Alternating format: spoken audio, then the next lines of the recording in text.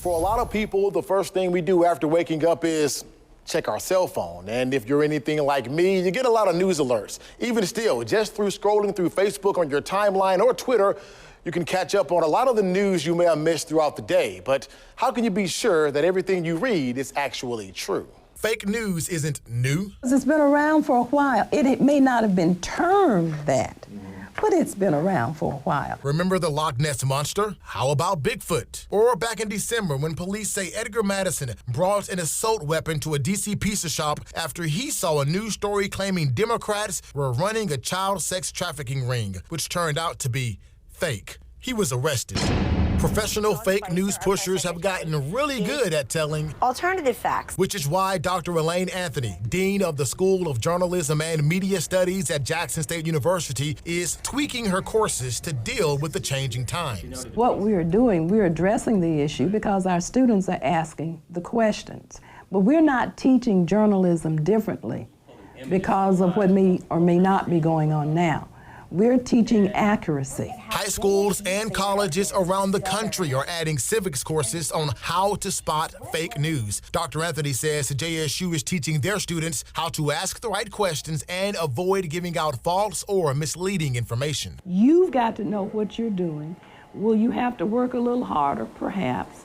But you should want to go that last mile to ensure that what you are disseminating is definitely the truth, it's accurate, and it's good information. Now, fake news is much harder to detect, with so many people using their cell phones to get news. Clickbait, which refers to the news that you see on your mobile device or computer that uses sensational headlines and eye-catching pictures at the expense of quality or accuracy, are becoming more popular than ever. We read stories, we listen to stories by headline. If the headline is engaging and interesting, it drives us to it.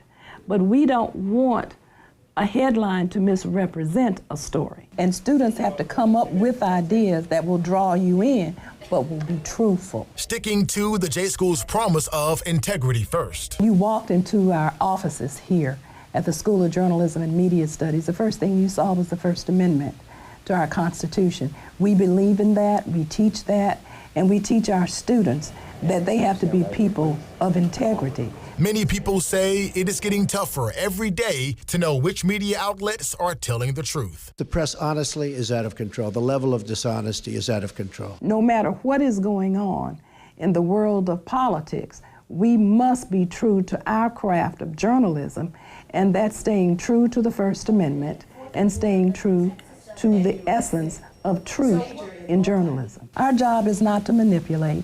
Our job is to know what we're doing, ask the right questions, and the truth will prevail. So here are some tips on how to spot fake news. Does the URL look odd? That .com, .co ending on an otherwise authentic-looking website is a red flag. When in doubt, click the contacts and about links to see where they lead. How is the writing? Cap locks and multiple exclamation points don't have a place in most real news organizations. Facebook is working with the Associated Press, factcheck.org, and other organizations to curb the spread of fake news.